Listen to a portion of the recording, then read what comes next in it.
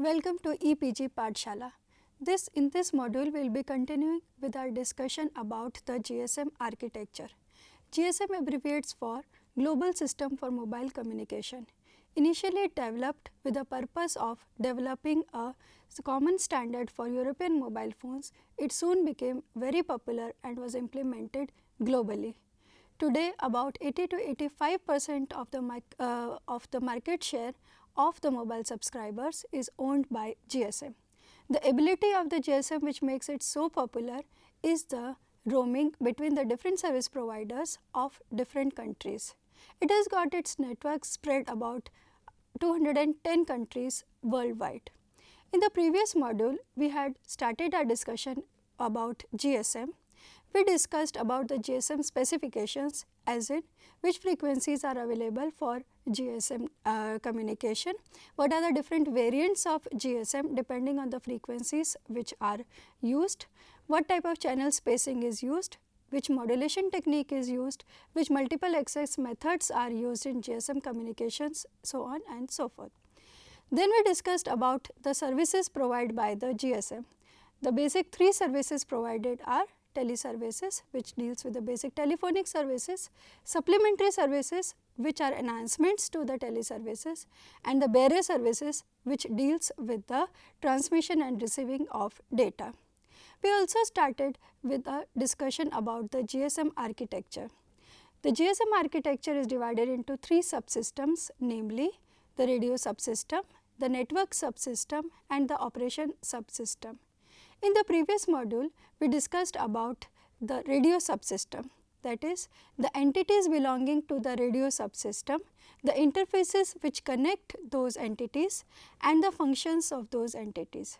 So, to conclude, the radio subsystem consists of three basic entities: the mobile station, the base transceiver system, and the base station controller. In this module, we will be continuing with the discussion about GSM architecture. We will be discussing about the other two subsystems, that is the network subsystem and the operation subsystem. The topics which we will be covering in this module are the basic functioning of network subsystem, the entities which make the network subsystem, that is the mobile switching center and the databases, the function of mobile switching center, the databases, that is HLR and VLR, what information do they store, how they are updated, and how they are used to facilitate roaming and to perform user localization. We will also be discussing the third subsystem, which is known as operation subsystem, and the entities belonging to OSS, that is OMC, which is operation and maintenance center, AUC, that is the authentication center, and EIR, that is equipment identity register. Now, let us discuss these subsystems one by one. We start with the network subsystem. Network subsystem forms the heart of GSM network. It acts as an interface between the wireless network and the fixed networks like the PSTN, ISDN, PSPDN through a special type of switching center which is known as GMSC. The network subsystem is responsible for performing the connections between the mobile stations, for performing the call setup between the mobile stations, performing user localization and maintenance of roaming facility. It is also responsible for the functions like maintenance of user accounts and call charging. The basic entities which belong to NSS are Mobile Switching Center, which abbreviates as MSC, Gateway Mobile Services Center, which abbreviates as GMSC, HLR, that is Home Location Register, and VLR, that is Visitor Location Register. In the figure, you can see the basic architecture of NSS and the interfaces between the components of NSS with operation subsystem OSS and RSS. The connections and components of NSS are summarized as, you can see in the figure that each MSC in NSS manages many BSCs in RSS. Just to recall that BSC is a base station switching center which is an integral part of radio subsystem. Then each MSC has a VLR and a HLR. Each MSC can connect to another MSC, GMSC, and IWF. HLR connects to authentication center in the operation subsystem. GMSC are connected to PSTN, ISDN or PSPDN. You can just refer to the figure for the points which we have just summarized. Now, let us look at the components and entities of network subsystem. The first is mobile switching center. Mobile switching center is basically the backbone of network subsystem. GSM architecture is divided in a hierarchical fashion. There is one administrative area which is known as MSC or which is covered by MSC.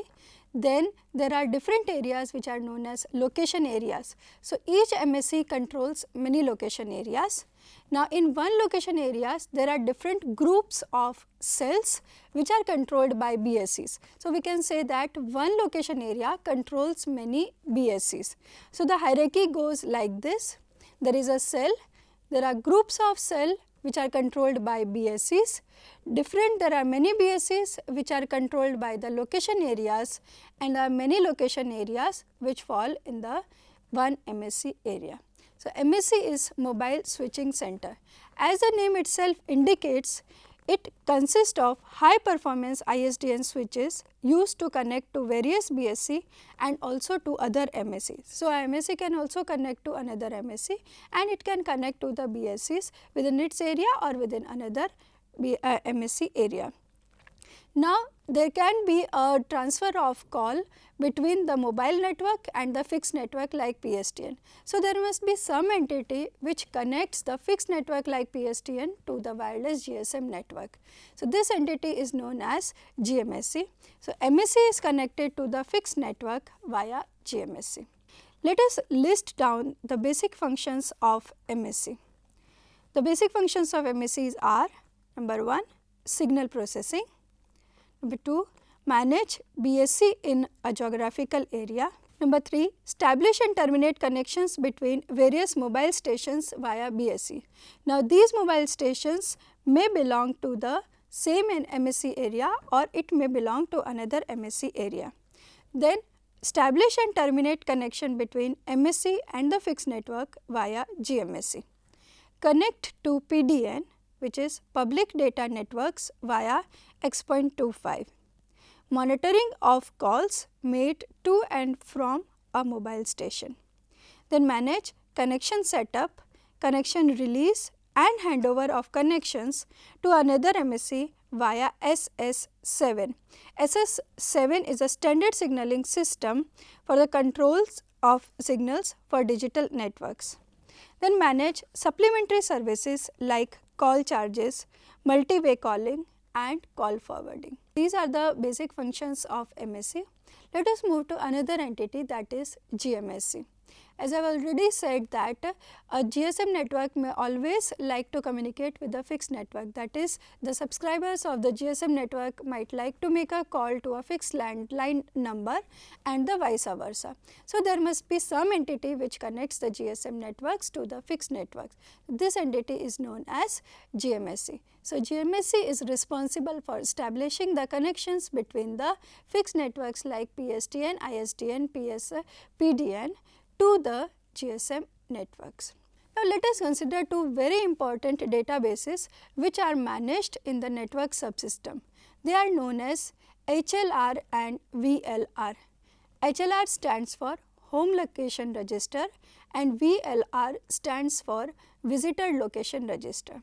Let us see that what information do these registers store, how they are updated and how they facilitate the localization of users and the maintenance of roaming. First, let us look at Home Location Register. It is a very important database which contains the information about the subscribers of the GSM network. Whenever any user goes to buy a subscription in the form of a SIM card, then all the information related to that subscriber is stored in the HLR. There is for every user there is one HLR record which exists uniquely, and the IMSI number of the user, which we will be just discussing in a short while from now, is the primary key to that particular HLR record. HLR is periodically updated as the user moves from one location to another location. Though the HLR can be maintained or implemented as a distributed system, but in practice there is only one complete HLR for the whole GSM network. Now, let us see that what type of information is stored in HLR. HLR consists of both static as well as dynamic information. So, we will first see that what are the static information or what are the static identifiers which are stored in HLR. First is the MS-ISDN number, mobile station or the mobile subscriber ISDN number. Now, what is this number? This is the number by which any GSM subscriber is identified by the outer world. That is, whenever you buy a SIM, you are given a number through which you can be called to. That is, this number is known to everybody who wants to make a call to your phone. So, this is open to the world. It is known as MS-ISDN number. It is used for routing a call to a particular GSM phone. Now, what information or what is the breakup of this MS-ISDN number? The addressing scheme which is used for MS-ISDN number follows ITU-T standard E.164, because this is the scheme which is used in fixed network. Now, let us see the breakup of MS-ISDN number. The MS-ISDN number consists of a country code. It can be 1 to 3 digits long. For example, it is 49 for Germany and 91 for India and so on. The next part is the national destination code, which is assigned by the National Regulatory Authority. It can be from 2 to 3 digits long and it is the address of network provider. In India, it is 94 for BSNL and 98 for all the other subscribers. Then there is a subscriber number SN, which can be up to 10 digits. In India, it is 8 bits long. Now, for example, the MS-ISDN number is +49 179 12345667. Now, plus is added as a prefix for international dialing. For example, 00 in UK and India and 011 in USA. So, here you can see that +49 is the country code, which is for Germany, 179 is the NDC or the national destination code, and the remaining part is the mobile subscriber number SN. As I already said that in India, this number is 8 digits long. Now, let us see that what information or what is the breakup of this subscriber number. Let us consider the case of Indian subscriber number. It consists of 8 digits. The first 2 digits consist of the operator code. Next 1 digit is for the level number, and then the 5 digits, remaining 5 digits are for the subscriber number. I repeat, the subscriber number is 8 digits long, of which the 2 digits are the operator code, next 1 digit is the level number, and the remaining 5 digits are the subscriber number.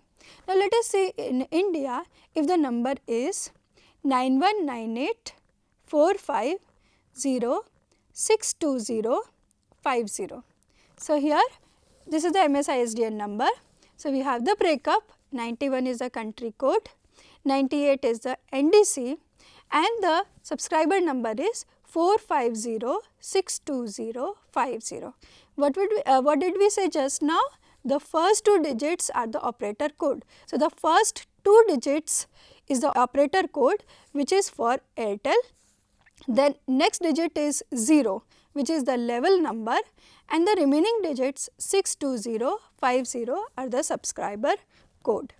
So, this is how the MS-ISDN number is being addressed. So, MS-ISDN number is the number which is known to all and it is visible over the network. The next number which we will be discussing is the IMSI number, We discussed the IMSI number and its breakup in detail in the previous module when we discussed the radio subsystem. We said that this number is stored in the SIM card and it stands for International Mobile Subscriber Identity.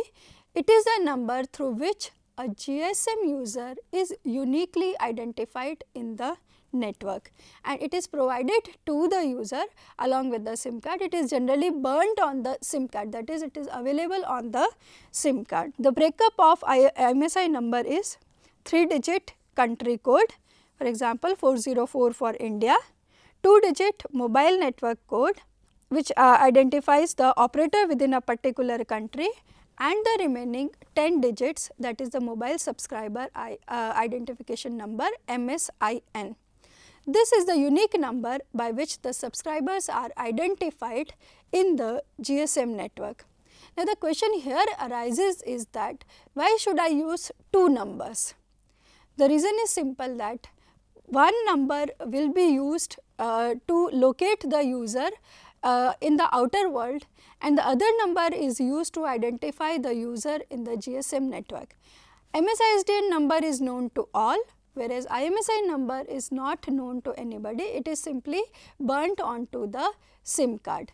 MSISDN number is used to dial a particular subscriber and to route a call to that particular mobile phone, whereas IMSI number is used to identify the GSM user and to provide and to perform the authentication and the authorization checks on the particular user and to provide the services to it.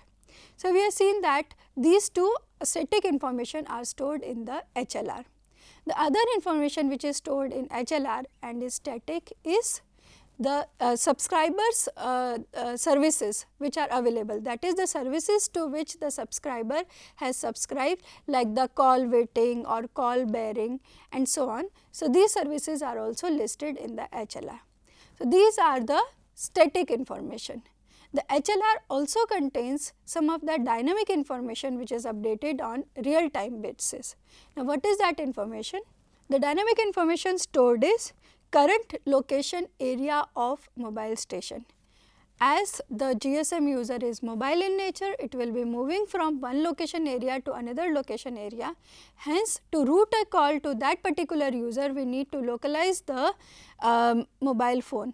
So, to localize a mobile phone, we need the information about its current location.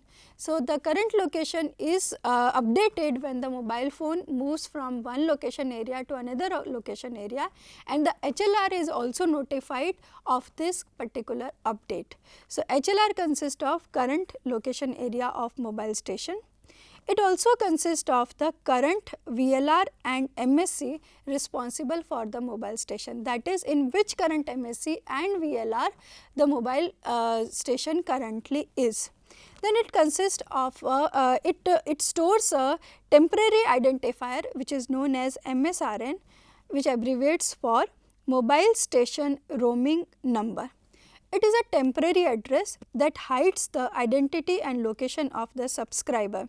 It is same as ISDN, we can call it as a temporary ISDN because the structure of the MSRN is similar as the MSISDN number. So, it is just a copy or the temporary identifier for the MSISDN. MSRN consists of a visitor national destination code VNDC. It consists of current visitor country code, that is VCC, visitor national destination code, that is VNDC, identification of current MSC together with the subscriber number. With the help of, now what is the use of this MSRN?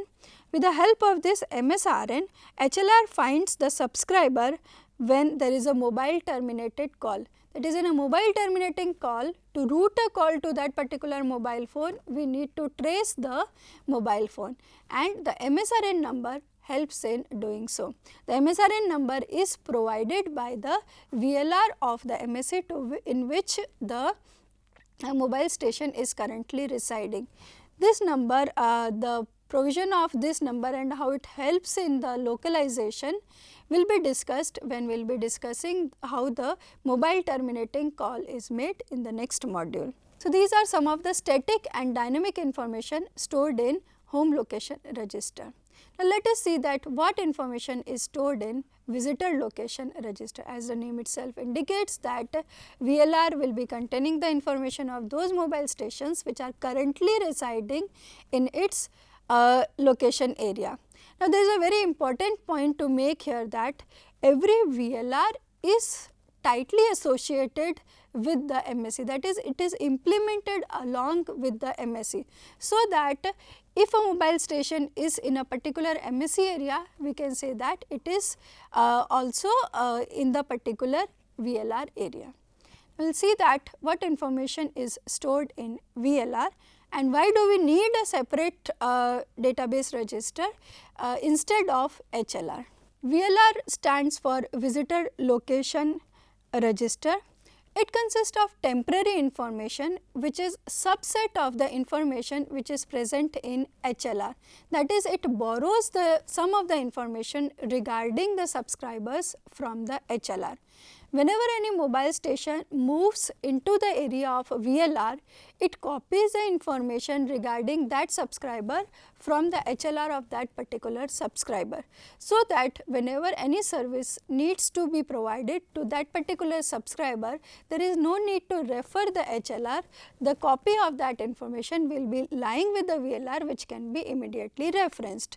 So, the perfect analogy to VLR and HLR is, you can imagine the HLR as a storage, whereas VLR can be thought of as a cache.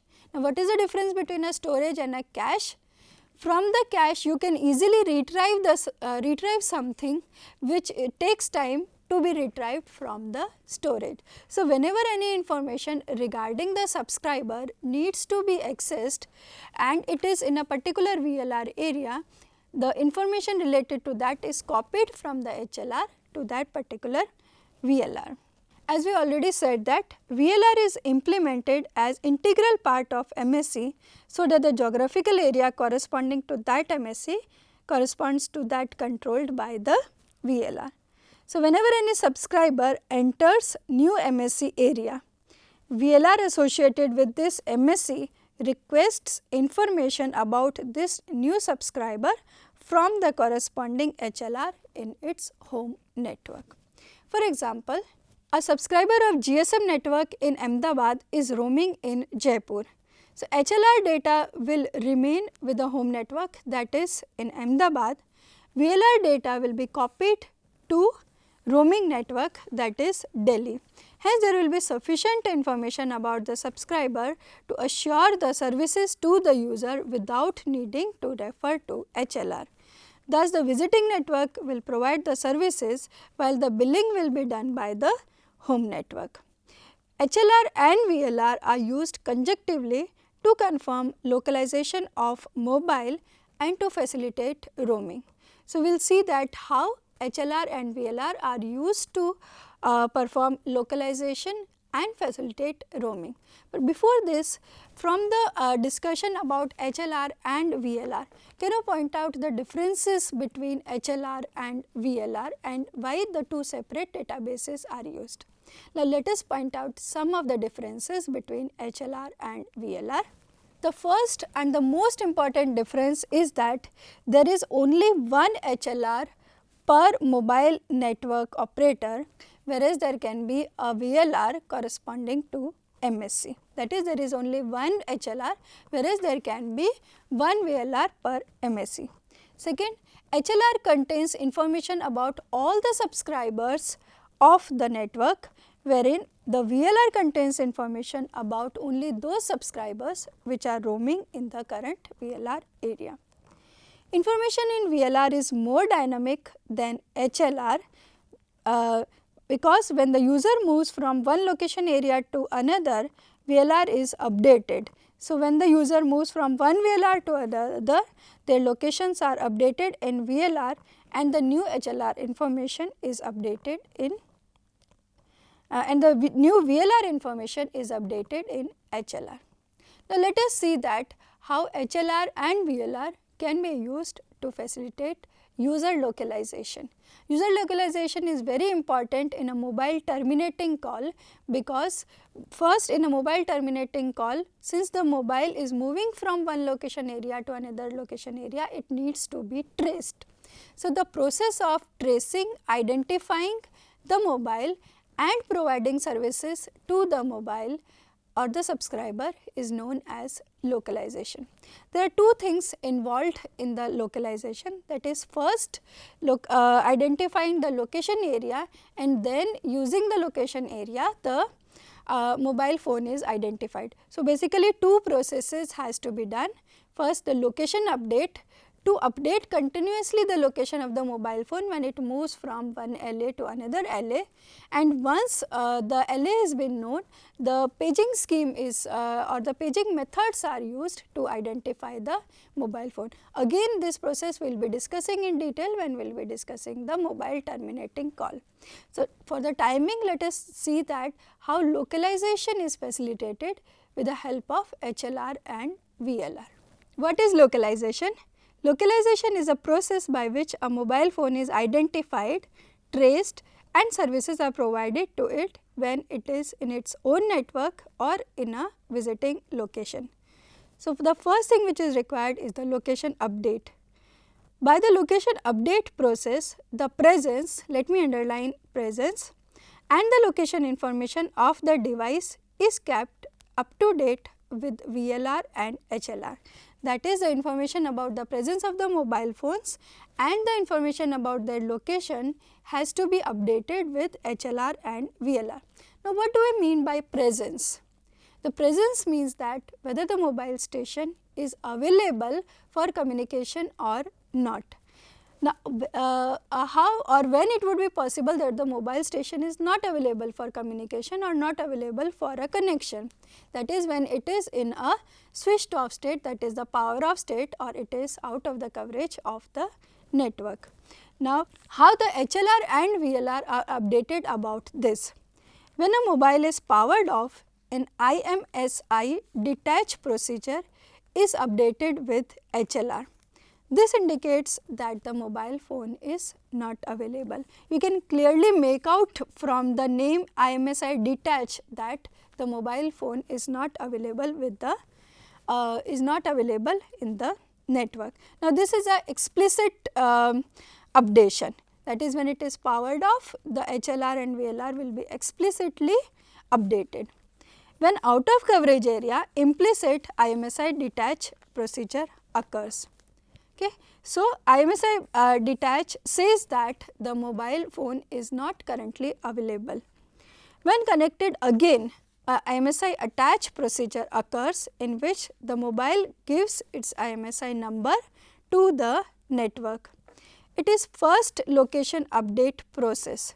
The location update undergo under the following condition, that is, when the mobile phone is powered on again, then it notifies about its location to the current VLR and which is updated to the HLR.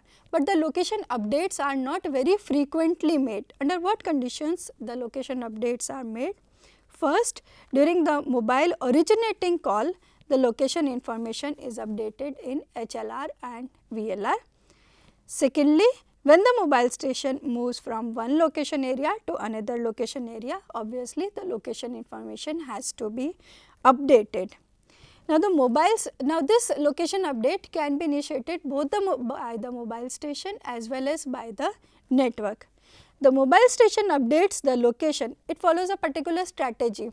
What is that strategy? It says that when it moves more than k cells away from the location information of the last update. Now, what does it mean? That it is in a particular cell and it has updated its location. Now, when it moves at least k cells from that particular location, then it will perform the location update. Now, this is again why it is done so that the frequent location updates are not being performed, because it will add as an overhead to the signaling systems. Then there is also a periodic location update. This is specified by the GSM operator and it ranges from 6 minutes to 24 hours. That is, after this particular amount of time the location are updated. Now, with the location update, the HLR and VLR are aware of the location area of the mobile phone. Now, the location area, it is only the location area and not the exact geographical location. Now, to trace the mobile phone within that location area, paging mechanisms are followed, which we will be discussing when the call routing will be discussed in the next module. So, we can see that the HLR and VLR facilitates in the user localization and they are updated as the mobile phone moves from one location area to another location area. Now, let us see that how HLR and VLR facilitates roaming. For this, first let us see that what is roaming and what are the different types of roaming. What is roaming? The HLR or the home location register always contains the information about the current location, and the VLR which is currently responsible for the mobile station, and the VLR currently responsible for the mobile station informs the HLR about this change. So, as soon as the mobile station moves to new VLR area, HLR sends all the user data needed to new VLR, hence providing the services to the mobile phone. So, changing VLR with uninterrupted services is called roaming. Roaming is of two types, horizontal roaming and vertical roaming. Horizontal roaming is between two networks of the same family, that is from GSM to GSM or from GSM to UMTS. The second type is vertical roaming, when the two networks of different families, when the mobile phone moves between the two networks of different families like from GSM to CDMA or GPRS to Wi-Fi. So, when vertical roaming happens without disruption of service, it is also known as seamless roaming. Now, let us consider a typical case of roaming and see that how HLR and VLR plays their role. Suppose a user's mobile number is +91 98 4401 2345. Now, this is the number of SPICE network in Bangalore and the user is roaming in Mumbai. We will consider three cases. The first case, when a fixed landline phone makes in Mumbai makes a call to that particular subscriber. So, what it will do?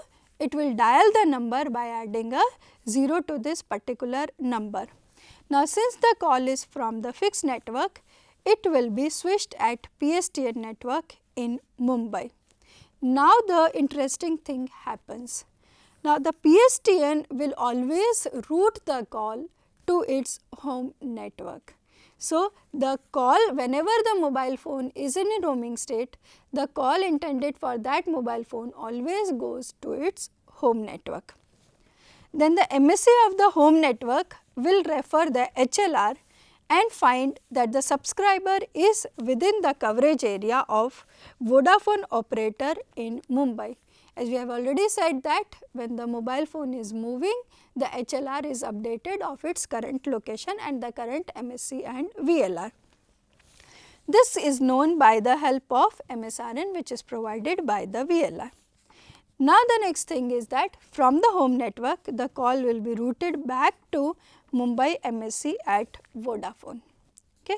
So, the call went from Mumbai all over to the Bangalore and then again it came from Bangalore to Mumbai. Why? Because the mobile phone was subscribed in the Bangalore network and now it is currently residing in the Mumbai network. Okay.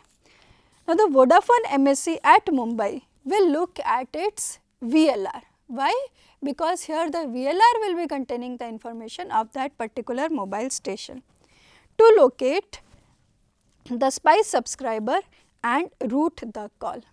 Now, the again interesting thing here is that the billing information will not be with the current MSC, it will always go to the home network. So, once the call is over, charging information is forwarded to SPICE network. Now, the next case, when the subscriber in the is in Mumbai and it wants to make a outgoing call. Now here the interesting thing is that now the home network will not be referred. So call will be routed by the visiting network. For example, Spice subscriber from the Bangalore calls in Mumbai. So Vodafone Mumbai looks at the VLR and finds that phone is in its area and routes the call to the Mumbai number. Case 3, when both the caller and the called party are in roaming state in foreign network, that is A and B are two subscribers in Bangalore. Now currently they both are in Kolkata. So we can say that they are roaming in Kolkata. A dials B. Now though they both are subscribed to the home network and now both are in the roaming state and A wants to make a call to B. What do you expect? So again this call should be routed to the home network. So A dials B, call will be routed to Bangalore. In Bangalore, finding that B is roaming in Kolkata, the call will be routed to Kolkata and the Kolkata VLR will handle that particular call and send the billing information back to Bangalore. So we have seen that how HLR and VLR manages user localization and roaming. Now let us move to the third subsystem, that is the operation subsystem. We will quickly look at the entities which belongs to the operation subsystem and their function. This is the third operation subsystem, is the third subsystem. As the name itself indicates that it manages operation and maintenance of the entire network. It is connected to GMSC and MSC in the network subsystem and BSCs in the radio subsystem. You can just refer to the diagram of the GSM architecture to observe the connection between the operation subsystem and the other two subsystems, that is RSS and NSS. The entities of operation subsystem are OMC, that is Operation and Maintenance Center, AUC Authentication Center and EIR Equipment Identity Register. OMC, as the name itself indicates that OMC performs management related tasks like management of status reports, management of subscriber security, accounting and billing. It communicates with BSC and MSC. AUC, we have referred AUC when we discussed about the security in GSM, that is how AUC plays a role in authenticating the mobile subscriber. It is used for authentication of subscriber. It is used by HLR to authenticate the user. It stores subscriber authentication keys and algorithm for authentication and generation of cipher keys. It calculates the authentication parameter and forwards them to HLR. The authentication parameters consist of the triplet, that is the random number, the cipher key and the SRES generated by the authentication center is given to the HLR and the HLR forwards it to VLR. So, in this way VLR also performs these authentication parameters, also gives these authentication parameters to the mobile station. The mobile station gives its response and both the responses from the authentication center and the mobile stations are compared, and if they match, the mobile station is authenticated. We have studied this whole mechanism when we studied GSM security and the authentication procedures of GSM. The third entity is the Equipment Identity Register. Now, this up to now I can guess that this is the only one part which deals with the devices of the GSM network. Until now we are just talking about the subscriber and only subscriber and the identifiers related to the subscribers. So, this is an important database which contains the information of the devices. Now, how can you store the information about the devices and how do you uniquely identify a device? The answer is simple, through the IMEI number. This also we discussed when we are discussing the identifiers, which are the information which is stored in the SIM card. Now, what information does the Equipment Identity Register stores? It maintains 3 lists: blacklist, whitelist and grey list. Blacklist are the mobile stations which have been reported stolen or blocked due to some reasons. Whitelist all the mobile stations that are valid and operating, and the grey list all the mobile stations that are not functioning properly. Now, why do I need to manage such type of list? Because whenever your mobile phone gets stolen, suppose, you can always block the services to that mobile phone, and that is done by blocking the IMEI number. So, the IMEI numbers of all those mobile phones will be stored in the blacklist. This database is referred during a mobile originating call, that is, whenever a call or the service is requested by the mobile phone, first the IMEI number is checked in the equipment identity register to see that whether this mobile phone is blocked or not. So, these are the three entities of operation subsystem. In this module, we have discussed two subsystems of the GSM architecture, that is the network subsystem and the operation subsystem. We have seen that what entities are stored in the network subsystem, what entities belong to network subsystem, that is the MSC, and the databases which are managed at network subsystem, that is HLR and VLR. We have also seen that what type of information is stored in HLR and VLR, in what situations they are updated, and how do they facilitate user localization and roaming. Then we studied then we discussed about the operation subsystem and the entities which belongs to the operation subsystem. The operation subsystem consists of three entities: OMC, authentication center, and equipment identity register. So, in this module we are completed with the GSM architecture. In the previous module we discussed the radio subsystem, and in this module we have discussed the network subsystem and the operation subsystem. In next module, we will see that how a call is routed to the GSM phone, that is how a call is routed in the GSM network. The calls can be two-way, that is a call terminating to a mobile, that is call for a mobile, or a call originating from the mobile. We will see that what happens in the two different scenarios. Till then, thank you so much.